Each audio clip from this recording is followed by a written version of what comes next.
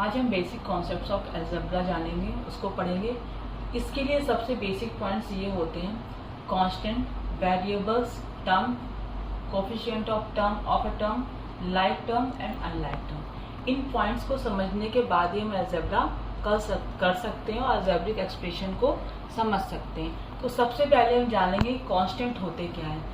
Constant क्या होते हैं ये हमें समझना है। सबसे पहले कांस्टेंट जो होते हैं वो नंबर्स होते हैं। Constant, a number having a fixed numerical value is called constant. जिनकी न्यूमेरिकल वैल्यू फिक्स्ड होती है, ये हमेशा फिक्स वैल्यू में होते हैं, ये हमारे कांस्टेंट। नाम से ही आप समझ रहे होंगे कांस्टेंट, जिनकी वैल्यू फिक्स है, न्यूमेरिकल वैल्यू फिक्स होती है, ये नंबर्स में होते हैं। जैसे हमने नंबर कोई हम ले सकते हैं, 2 है, 3 है, 4 है, 1.8 है, या हम और भी कुछ ले सकते हैं, 2/3 ले सकते हैं। ये जितने भी नंबर हैं ये नंबर्स हैं, इनकी वैल्यू हमेशा फिक्स है, ये चेंज नहीं हो सकती। नंबर्स की वैल्यू, अगर हम एक्सप्रेशन में जाने, इन द एक्सप्रेशन, कोई भी हम एक्सप्रेशन अगर लेते हैं, जैसे हमने ये लिखा 3x + 5, तो इसमें 3x + 5 में द कांस्टेंट टर्म क्या है? कांस्टेंट टर्म हमारा 5 है। इस एक्सप्रेशन में कांस्टेंट टर्म हमारा 5 है, ठीक है। ये न्यूमेरिकल वैल्यू इसकी फिक्स होती है और ये हमारा कांस्टेंट है, न्यूमेरिकल वैल्यू फिक्स होती है। तो इस टर्म में 3x + अगर 5 लेंगे तो ये हमारा कांस्टेंट टर्म होगा, ठीक है। इसी तरह कोई हम और एक्सप्रेशन अगर हम लेते हैं, समझते हैं, in the expression x² + y3 - 4/5, अगर हम इसमें लेते हैं, द कांस्टेंट टर्म इज क्या है इसमें? द कांस्टेंट टर्म इज -4/5, ठीक है। कांस्टेंट टर्म इसमें क्या है? इस एक्सप्रेशन में 5 जो है कांस्टेंट टर्म है और इस एक्सप्रेशन में -4/5 कांस्टेंट टर्म है, क्योंकि इनकी वैल्यू फिक्स है, ये चेंज नहीं हो सकती। तो नाम से ही है कांस्टेंट, न्यूमेरिकल वैल्यू हमेशा फिक्स होती है, that is called constant, okay. तो एक्सप्रेशन के थ्रू भी हमने समझा दिया, न्यूमेरिकल वैल्यूज जो होती है वही कांस्टेंट होती है। अब हम बढ़ते हैं वेरिएबल्स की साइड में। अगर हम वेरिएबल्स को जानते हैं तो वेरिएबल्स होते क्या हैं? अलजेब्रा में कांस्टेंट और वेरिएबल्स होते हैं, यानी नंबर्स और लेटर्स यूज होते हैं। जो लेटर्स यूज होते हैं that is called variables, okay. यही जो लेटर्स यूज होते हैं, x, y है, ये x है, यही आपके वेरिएबल्स हैं। तो वेरिएबल्स के लिए क्या कह सकते हैं? Letters are used to represent unknown numbers.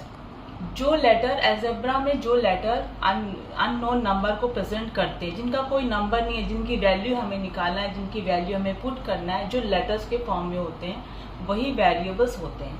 तो जो अलजेब्रा में लेटर्स यूज होते हैं वही हमारे वेरिएबल्स होते हैं। इनकी वैल्यू फिक्स नहीं होती, इनको वैल्यू फिक्स नहीं होती। It can take different value, कोई भी वैल्यू में, मतलब उसकी कोई भी वैल्यू हो सकती है, इनकी वैल्यू फिक्स नहीं होती। दोनों में डिफरेंस क्या है? जैसे वेरिएबल्स है तो x है, y है, जैसे हम कुछ भी लेते हैं z, तो अगर एक्सप्रेशन में ये सब आते हैं तो ये वेरिएबल्स होंगे, नंबर जो होंगे वो कांस्टेंट होंगे। तो सिंपल सा है कि नंबर कांस्टेंट होते हैं और लेटर्स जो हैं वो वेरिएबल्स होते हैं। इसमें मेन पॉइंट्स हम ये बता रहे हैं कि जो लेटर्स होते हैं, these letters are called variables और लिटरल होते हैं। इनको लिटरल भी बोलते हैं। एक नया कभी ऐसे आता है, ये लिटरल्स होते हैं, ओके। इन्हीं वेरिएबल्स को हम लिटरल भी कहते हैं। कहीं अगर लिटरल वर्ड आता है तो आप कंफ्यूज मत होइएगा, लिटरल ही वेरिएबल्स, यानी x, y, z जो हमारे लेटर्स हैं, जो हमारे अल्फाबेट्स यूज हुए हैं अलजेब्रिक एक्सप्रेशन में, वही हमारे लिटरल्स होते हैं, not number, letters are literals, ठीक है। तो इस केवल कभी कभी वेरिएबल्स की जगह लिटरल्स भी आता है, तो इसका मतलब यही होता है कि हमें उनकी वेरिएबल्स को जानना है, वेरिएबल्स उनकी वैल्यू को हमें निकालना है। तो अगर हम ये जाने कि दोनों में एक चीज अगर हम ये देखें कि कांस्टेंट और वेरिएबल क्या होता है, तो कांस्टेंट, जैसे मैंने बोला कि इसकी वैल्यू फिक्स होती है, जैसे x, y, z ये है, और 2 ले लिया, 3 ले लिया, 2/3 ले लिया, माइनस ले लिया, जो भी ले लिया, ये हमारे नंबर है, ये हमारे लिटरल्स हैं, ये लिटरल्स है, ये नंबर्स है, ये हमारे वेरिएबल्स है, ये हमारे कांस्टेंट है। तो अगर हम एक्स वाई जेड की वैल्यू तो हम कहीं भी कुछ भी रख सकते हैं, जैसे जो हमें दी है, या कैलकुलेशन या अलजेब्रिक एक्सप्रेशन या जो वर्ड प्रॉब्लम जो हमें क्वेश्चन दिया गया उसके अकॉर्डिंग हम नंबर, इसकी वैल्यू तो हम 1 रख सकते हैं, 2 रख सकते हैं, 4 रख सकते हैं, जेड अगर कोई क्वेश्चन है तो इसके अकॉर्डिंग। लेकिन इसकी वैल्यू क्या हम इसकी वैल्यू 4 रख सकते हैं, इसकी 5 रख सकते हैं, इसकी 8 रख सकते हैं? नो, इसकी कोई वैल्यू, क्योंकि ये न्यूमेरिकल, क्योंकि ये कांस्टेंट है, कांस्टेंट की वैल्यू कभी भी चेंज नहीं होती, ये फिक्स होती, इनकी वैल्यू फिक्स होती है और इनकी वेरिएबल्स की जो वैल्यूज होती है वो चेंज होती है, it can take different value. तो ये वैल्यू डिफरेंट हो सकती है, होती ही है, बट ये जो है नंबर्स कभी चेंज नहीं होते, फिक्स होते हैं, that is called constant. Okay, अब हमारा नेक्स्ट पॉइंट है टर्म्स। ये टर्म्स क्या होते हैं अलजेब्रा में? टर्म्स होते क्या है? The terms of an algebraic expression are connected by plus और minus sign. Plus and minus sign से जो कनेक्ट होते हैं, जो अलजेब्रिक एक्सप्रेशन बनते हैं, अगर प्लस और माइनस से कनेक्ट हैं, वो हमारे टर्म्स होते हैं। एग्जाम्पल्स अगर हम देखते हैं, अगर हम यहाँ एग्जाम्पल्स के थ्रू देखें,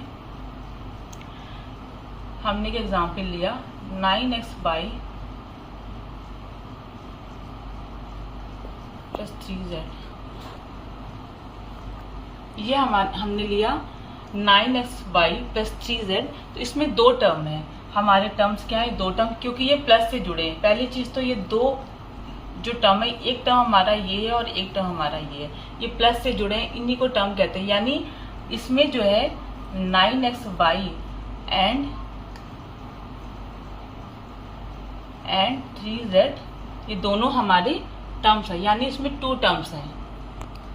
ओके, 9xy प्लस 3z में हम देखें तो 9xy और 3z ये हमारे 2 टर्म है।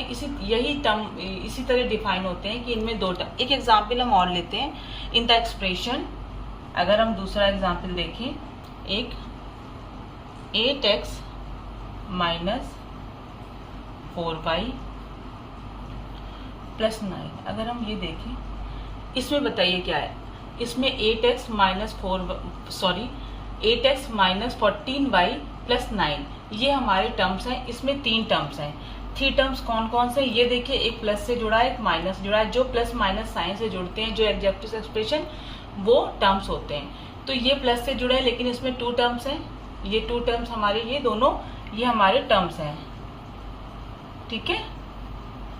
और इसमें क्या है? ये 8x, एक हमारा टर्म ये है, एक हमारा ये है और एक हमारा ये है, जो कि प्लस और माइनस से जुड़े हैं। यानी हमारा इसमें देखा जाए तो हमारे 3 टर्म है। इसमें अगर हम देखें तो हमारे 3 टर्म्स हैं। कौन कौन से? 8x ये है, इस तरह लिख सकते हैं, 14y और 9, ये हमारे 3 टर्म्स हैं, ठीक है। एक टर्म हमारा ये है, एक हमारा ये और एक हमारा ये, यानी हमारे इसमें कितने हैं? 3 टर्म्स हैं। इस तरह आइडेंटिफाई करते हैं। ये हमारे 3 टर्म्स हैं। अगर क्वेश्चन आता भी है, कोई भी अलजेब्रिक एक्सप्रेशन में अगर टर्म्स पूछते हैं तो इस तरह टर्म्स होते हैं। जो अलजेब्रिक एक्सप्रेशन दी है वो प्लस या माइनस से कनेक्ट होगी, और जितने उसमें टर्म्स होंगे हम इस तरह से बोलेंगे कि 3 टर्म्स हैं। कौन कौन से हैं? 8x एक टर्म है, 14y है और 9 है। तो इस तरह हम टर्म्स को क्लियर करते हैं। ओके, अब हम नेक्स्ट पॉइंट पे आते हैं। हमारा नेक्स्ट पॉइंट है कोएफिशिएंट ऑफ अ टर्म। किसी भी टर्म का कोएफिशिएंट हम कैसे निकालते हैं, ये क्या चीज़ है? तो कोएफिशिएंट ऑफ टर्म क्या है, इसको समझेंगे। ये पॉइंट समझ लीजिए, ये 2 तरह का होता है। एक हमारा होता है न्यूमेरिकल कोएफिशिएंट,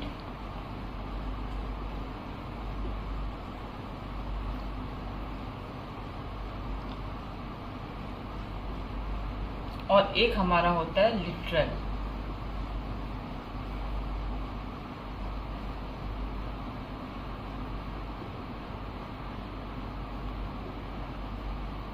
ओके, अब लिटरल क्या है ये मैंने पहले ही डिफाइन कर दिया। लिटरल क्या है? वेरिएबल्स हैं। लिटरल ही हमारे वेरिएबल्स होते हैं, ठीक है। वेरिएबल्स क्या है? जो एक्स वाई जेड हम रखते हैं वो है। तो लिटरल वर्ड है न्यूमेरिकल कोएफिशिएंट और लिटरल कोएफिशिएंट।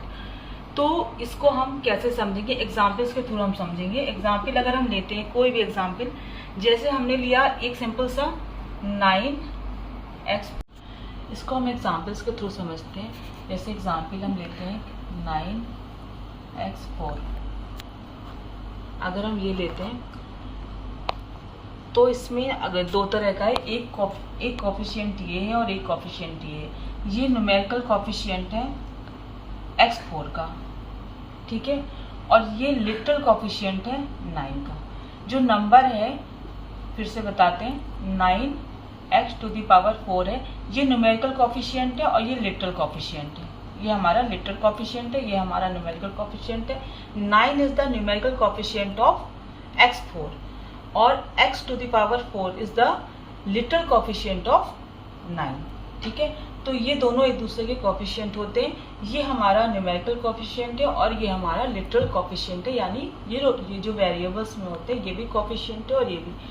तो इस तरह से हम डिफाइन करते हैं। कोई भी एग्जाम्पल अगर होगा, जैसे एग्जाम्पल हम एक और ले लेते हैं, इन केस ऑफ 6xy, अगर हम ये लेते हैं तो ये हमारा xy जो है हमारा लिटरल कॉफिशिएंट है, xy हमारा लिटरल कॉफिशिएंट है और 6 हमारा न्यूमेरिकल कॉफिशिएंट है।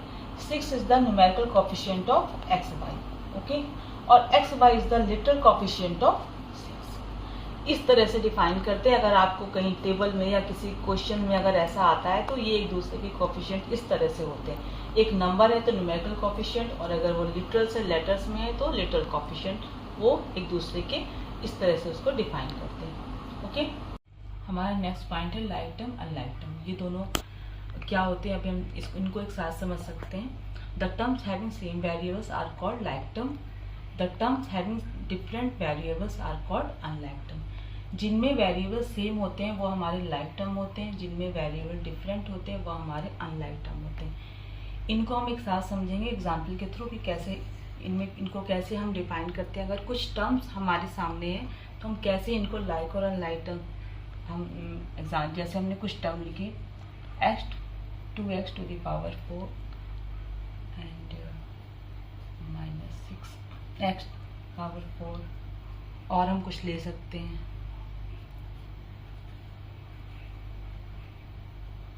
एंड हम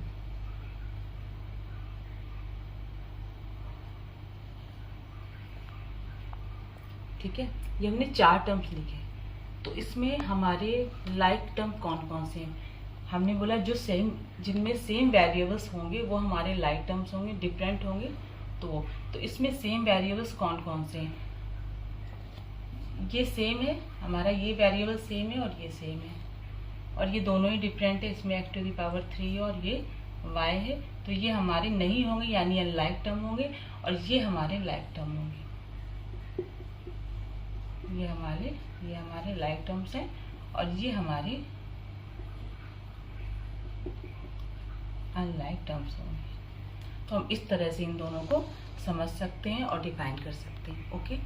अगर आपको ये वीडियो पसंद आया हो तो please like, subscribe and share ज़रूर करें। Thank you.